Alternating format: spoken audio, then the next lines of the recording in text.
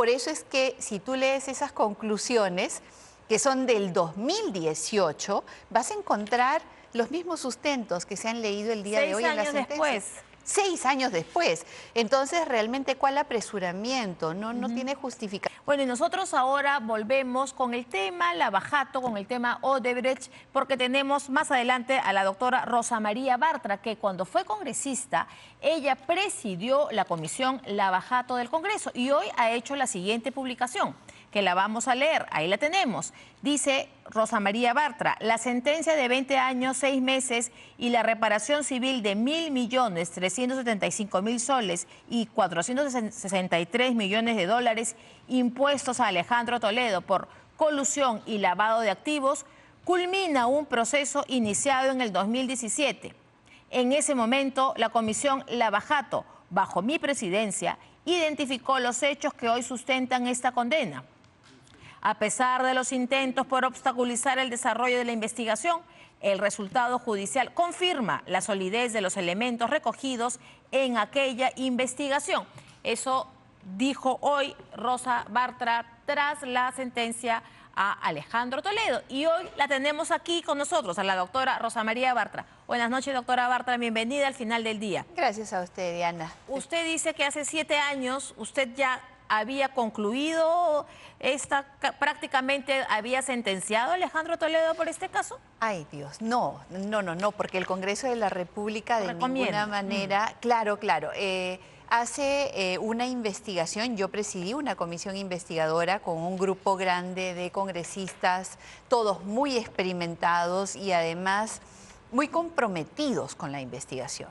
Esto permitió que en poco más de un año tengamos un informe muy sólido que recogió información relevante sobre irregularidades. En realidad el informe estaba orientado a presentar los proyectos en los cuales los funcionarios peruanos hubiesen recibido coimas, hubiesen recibido dádivas, prebendas en proyectos que el Estado peruano les había adjudicado, y estaba orientado específicamente a las empresas brasileñas. Claro, pero ustedes en ese informe tienen un capítulo exclusivo dedicado a la carretera interoceánica y ustedes concluyen... 11 proyectos, uno de ellos fue IRSA. Claro, pero ustedes concluyen que Toledo Manrique, los representantes de los grupos brasileños, Odebrecht y Camargo Correa, ¿no?, que tienen ahí un acuerdo ilícito. Eso ustedes lo concluyen en el informe. O sea, ustedes ya en ese informe incluyen la carretera interoceánica. Claro.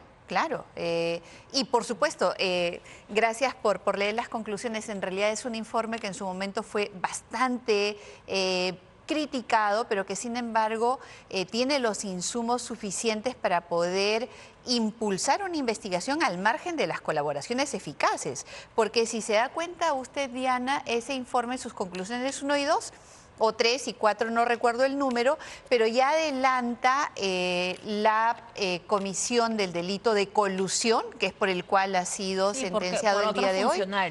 Así es, y además el delito de lavado de activos, que son precisamente los delitos que el día de hoy el Poder Judicial, en un adelanto de fallo, ha sentenciado a Alejandro Toledo. Entonces, la solidez que tuvo este informe, porque presenta información sobre las irregularidades detectadas a lo largo del tiempo de vida del proyecto hasta el momento en el cual lo presentamos, es decir, 2018.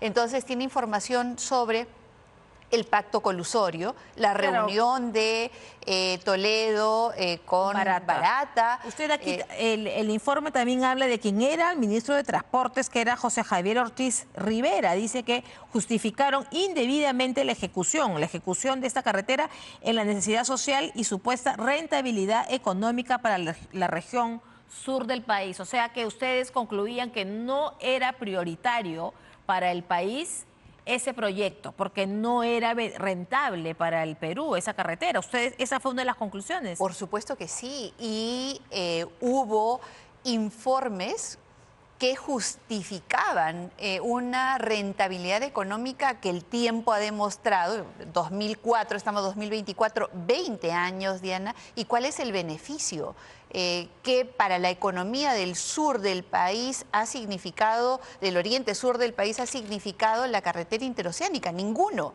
Es más, los informes de transitabilidad, cuántos camiones realmente transitan por allí, nos da cuenta claramente de que es un proyecto en el cual no se hicieron los estudios debidos, no se siguieron los procedimientos adecuados, se dieron leyes ad hoc para hacerlo posible, se exoneró del SNIP indebidamente. Pero yo quiero ir, usted dice que se saltaron varios pasos. Sí. La Contraloría había puesto una observación porque Odebrecht no podía contratar con el Perú, estaba impedida de contratar con el Perú. Sin embargo, el señor Fernando Olivera, que era funcionario, era ministro del gobierno de Alejandro Toledo, se jactó, y hay pruebas, hay videos, hay conferencias de prensa que dice que él destrabó ese impedimento. ¿Ustedes también incluyen a Fernando Olivera en estas investigaciones o es un personaje que hace falta y que no está siendo tomado en cuenta? Odebrecht no podía contratar con el Estado y no se podía suscribir, porque todo eso salta el mismo día en el cual ya en Palacio de Gobierno, en el Salón Dorado, estaban reunidos todos los funcionarios, más de 100 invitados, para la suscripción de este proyecto. Y se presenta a la Contraloría para decirles que no podían suscribir esa concesión porque Odebrecht tenía un juicio pendiente contra el Estado y que por lo tanto no podía suscribirse. Y efectivamente hay ministros y también Fernando Olivera, que acude en nombre de Alejandro Toledo, acude en representación del presidente. Además consiguen un informe legal que justificó el hecho de que era otra razón social del grupo Odebrecht y por lo tanto sí podían contratar y suscribir esta concesión irregular. Y creo, como lo señalé en el tuit, que el Poder Judicial, en este caso en concreto, ha dado una sentencia completamente arreglada a ley y sustentada en los hechos. Decía nuestra primera invitada hoy día, la doctora Doris Sánchez, que ha sido ministra del gobierno de Alejandro Toledo, decía que se había hecho con apresuramiento. Yo le digo que han sido 7 años por lo menos, ¿no? Bueno, apresuramiento porque este miércoles se vencía el plazo de la prisión preventiva de Alejandro Toledo. ¿Usted cree que ha habido una precipitación en esta sentencia? No. Es verdad, y yo tengo que saludar, y ojalá todos los procesos fuesen así, que el colegiado ha sentenciado, o bueno, lo de hoy ha sido un adelanto de fallo, ¿no? Y efectivamente se vencía la prisión preventiva, pero es un caso muy sólido, que tiene información muy completa. De hecho, la comisión investigadora ha entregado más de 1 millón de folios sobre estos casos. En esta comisión investigadora, por ejemplo, la Fiscalía y el colegiado, en este caso, han incluido la confesión de Joseph Maiman, que es quien supuestamente, y de hecho así lo ha sido, no recibe el dinero en sus cuentas. Ustedes en esta comisión, no tuvieron el testimonio? No tuvimos el testimonio ni de Barata, ni de Maiman, ni de ninguno. Pero ¿cómo llegaron a esta porque nos conclusión? impidieron incluso acceder a esa información. Diana, esas declaraciones, por ejemplo, la de Jorge Barata, se publicaban en tiempo real en los medios de comunicación. No sé si tú recuerdas esa época. IDL Reporteros publicaba en tiempo real lo que Jorge Barata iba diciendo y otros medios también. Y cuando nosotros lo solicitamos nos dijeron que no era posible. ¿Por qué nosotros llegamos a estas conclusiones sin esas declaraciones? Porque hicimos un estudio completo del funcionamiento y del deber del rol que debió cumplir cada funcionario, desde el presidente hasta cada uno de los responsables en la cadena de vida del proyecto. Entonces descubrimos los hitos en los cuales se habían cometido irregularidades. ¿Cómo es posible que se haya exonerado indebidamente del SNIP sin justificación? ¿Cómo es posible que hayan adendas injustificadas. ¿Cómo es posible que se haya gestionado y creado un instrumento de pago, el CR-Pago, que lo mencionó la jueza hoy en su sentencia, en el cual le garantizabas liquidez a la empresa tal cual como si fuera una obra pública? Entonces, todo esto, todos hechos irregulares han sido descritos con el máximo detalle y documentados. Y todos los funcionarios que han participado sí acudieron al Congreso de la República y respondieron a una comisión que, insisto, fue bastante meticulosa, bastante incisiva, se tomó en serio el trabajo y por eso es que... O sea, ustedes analizaron hechos, acciones de los funcionarios, no tuvieron mayores testimonios.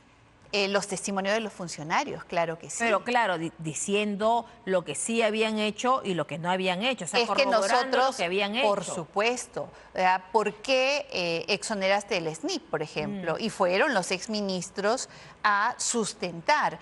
¿Por qué se creó este instrumento de pago? Y fueron a responder. En realidad asistieron más de 700 personas al Congreso de la República a responder por sus actos a lo largo del desarrollo de los proyectos. Por eso es que si tú lees esas conclusiones, que son del 2018, vas a encontrar los mismos sustentos que se han leído el día de hoy en la sentencia. 6 años después. 6 años después. Entonces, realmente, ¿cuál apresuramiento? No tiene justificación. Era un caso muy sólido, muy sólido. Bueno, probablemente hemos visto el más documentado. Hemos visto hoy día la sentencia. Muchísimas gracias, doctora Rosa Bartra, por acompañarnos esta noche en Al Final. Gracias. Yeah, believe me, I need to keep myself alive.